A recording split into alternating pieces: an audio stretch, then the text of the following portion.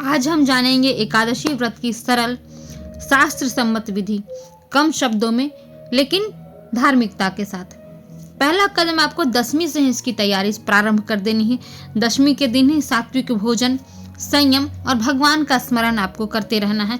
अगले दिन एकादशी में प्रातः स्नान करके मन, वाणी और व्यवहार को संयमित, सात्विक और शुद्ध रखना है। दूसरा कदम है कि एकादशी के दिन क्या करें। एकादशी के दिन भगवान विष्णु का भजन करें, भगवान विष्णु का पूजन करें। एकादशी भगवान विष्णु की प्रिय तिथि है। इस दिन अन्न सेवन नहीं करना चाहिए। जित संभव हो तो निर्जला व्रत रखिए, अन्यथा आप जल और फलाहार ले सकते हैं। पूजा में धूप, दीप, नैवेद्य, तुलसी दल ये अवश्य रखिए। और सबसे सरल पूजा विधि है पंचोपचार पूजा विधि। तो चंदन, पुष्प, धूप, दीप और नैवेद्य, ये 5 सामग्री आपके पास होनी चाहिए और इन 5 सामग्री से ही भगवान विष्णु का पूजन कीजिए। तुलसी दल भगवान विष्णु को अत्यंत प्रिय है, तो तुलसी दल आप दशमी के दिन ही तोड़ कर रख लीजिएगा और एकादशी के दिन उन्हें अर्पित कीजिएगा। भगवान विष्णु को, भगवान कृष्ण को जब भी आप भोग लगाइए, तुलसी दल अवश्य छोड़िएगा उनके भोग में, तभी वो भोग स्वीकार करेंगे।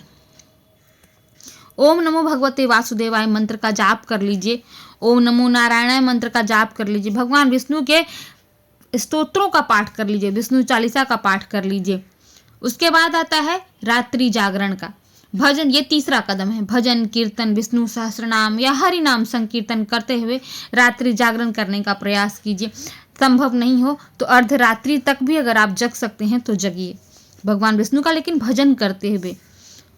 पद्म पुराण में एकादशी के दिन भोजन त्याग की महिमा और एकादशी व्रत को विष्णु प्रिय कहा गया है। और हरि भक्ति विलास में बताया गया है कि दशमी विद्या यानी दशमी से मिली हुई एकादशी नहीं करनी चाहिए, शुद्ध एकादशी ही ग्रहण करनी चाहिए। अब है कि एकादशी पारण कैसे करना चाहिए। अब बात करते हैं सबसे जरूरी विषय की, पारण। कई लोग व्रत कर लेते हैं लेकिन पारण सही समय और सही विधि से नहीं करते हैं और ये गलती हो जाती है। पारण का नियम क्या है कि एकादशी का व्रत द्वादशी में खोला जाता है, यही शास्त्र की मर्यादा है। हरि भक्ति विलास में कूर्म पुराण में स्पष्ट लिखा गया है कि एकादशी उपवास करके द्वादशी में पारण करना चाहिए, त्रयोदशी में नहीं करना चाहिए। हरिवासर से बचना बहुत जरूरी है। द्वादशी के प्रारंभ का पहला चौथाई भाग हरिवासर कहलाता है। शास्त्र कहता है कि हरिवासर को लांघ कर ही आप पारण करें।